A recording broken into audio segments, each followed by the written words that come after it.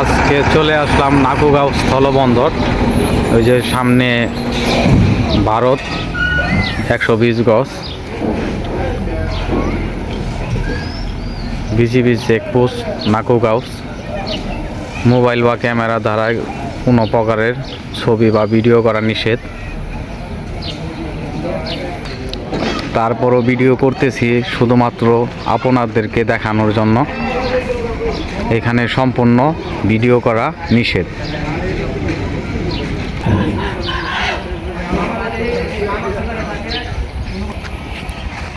এই যে এই ট্রাকগুলি আসছিল ইন্ডিয়া থেকে, পাথর বোঝাই করে আসছিল, এখন বাংলাদেশে এসে আনলোড করে চলে যাওয়ার জন্য বিজিবি চেকপোস্টের সামনে তারা অপেক্ষা করতেছে। তারা কিছুক্ষণ পরেই চলে যাবে।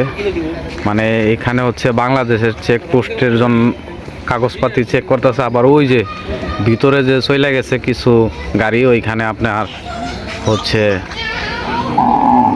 ইন্ডিয়ার যে চেকপোস্ট আছে ওরা আর কি চেক দিতেছে।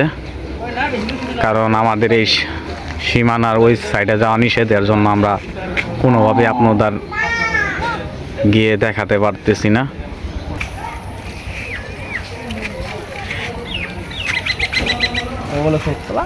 আচ্ছা ভাই, আপনারা কি ইন্ডিয়া থেকে আসছেন? ইন্ডিয়া কোন জায়গা? আসাম গোয়ালপাড়া। আসাম গোয়ালপাড়া থেকে আসছেন? হ্যাঁ, আপনারা কি পাথর নিয়ে আসছেন নাকি? পাথর। ও, এগুলো কি প্রতিদিনই আসেন নাকি? না, 3 দিন পরে 3 দিন 4 দিন পর 3 দিন 4 দিন পর আসেন। এইগুলো কি প্রত্যেক গাড়িতে একজন করে আসে নাকি? আপনার মানে পাসপোর্ট সব কিছুই আছে? না, খালি লাইসেন্স থাকলে মানে গাড়ি লাইসেন্স থাকলেও নাকি? গাড়ি না, ড্রাইভিং লাইসেন্স থাকলেই হয় আপনাদের? ও আচ্ছা, ধন্যবাদ। এখানে যা আছে ইন্ডিয়ান গাড়ি অনেক, এই আর কি গাড়ি এখানে সিরিয়ালে, মানে ইন্ডিয়াতে ঢোকার জন্য এখানে বসে আছে বিজিবি ক্যাম্প, বিজিবি চেকপোস্টের সামনে। এই যে এখানে ড্রাইভার ভাইরা বসে গল্প করতেছে। এটা হচ্ছে নাকুগাঁও স্থলবন্দর। তা আপনারা যে মানে ভুটান থেকে আইছেন, হ্যাঁ, তাহলে বাংলা কথা কেমনে কন? আরে আমরা বাঙালি মানুষ। আমরা বাঙালি মানুষ। তা আপনাদের বাড়ি হচ্ছে ভুটান, ইন্ডিয়াতে? ইন্ডিয়া আলাদা রাষ্ট্র, কাউন্টারি। যেমন বাংলাদেশ একটা কাউন্টারি, ইন্ডিয়াটা কাউন্টারি, ভুটান একটা কাউন্টারি। ও আচ্ছা, অরিজিনাল বাড়ি আমার আসাম। আসাম। ও আসাম। আর টিপ মারি ভুটান থাকি এই বাংলা। মানে প্রতিদিনই কি বাংলাদেশে আসেন নাকি? 3 দিন পর 3 দিন লাগে আঙ্গো অ্যাক্টিভ মারতে। ভিডিও করবেন আজকে? আও ভিডিও, ভিডিও ছাড়ি দিব মানুষ। আর বডি টডি ভালো আছে। না, এটা সমস্যা না, আমরা আইছি এমনি ভিডিও আরে একবার দেখাই মানুষের, আমরাও দেখি। না, ঠিক আছে। আজ তাহলে আপনাদের নাম কি? আমার নাম জাহিদুল ইসলাম, এর নাম মোটো উরফে জলিল তালুকদার। ও, আপনারা তাহলে মুসলিম? হ্যাঁ, কাইটা শেখ, আগা কাটা শেখ আমরা। ও আমার নাম আব্দুল জলিল। আব্দুল জলিল। ভিডিও আপনার বাড়ি কোথায়? আমার বাড়ি আসাম। আসাম কোন জেলায়? আসাম গোয়ালপাড়া। ওই পাথরগুলি কোথা থেকে আসছে? ভুটান থেকে। ভুটান মানে আপনারাই ভুটান থেকে নিয়ে আসছেন? ও আচ্ছা, ইন থেকে নিয়ে আসছে। আবার এই ভুটান থেকে আসতে এই যে আপনার এই নাকুগাঁও স্থলবন্দর শেরপুর, এখানে আসতে মানে কতদিন লাগছে আপনাদের? 3 দিন লাগে।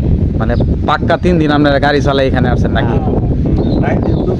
মানে রাত দিন 24 ঘন্টা 3 দিনে এখানে আসছেন। আবার এখন যাবেন, কতক্ষণ লাগবো? যাইতে তো মানে আপনার ওই যে আহান কি আসামে চলে যাবেন নাকি ভুটান চলে যাবেন? আসাম চলে যাবে। আসাম যাইতে কতদিন লাগবো? 1 দিন লাগবে। পাক্কা 1 দিন লাগবে? একদিন মানে 1 রাত লাগবে। ও আচ্ছা আচ্ছা, ধন্যবাদ। নাকুগাঁও স্থলবন্দরের পাশে আবার আপনারা এরকম একটি নদী দেখতে পারবেন, খুব সুন্দর একটি নদী।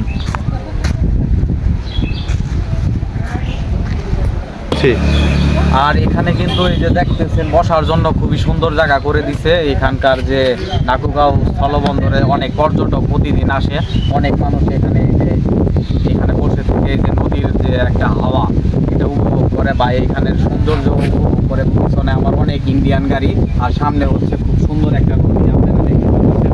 আর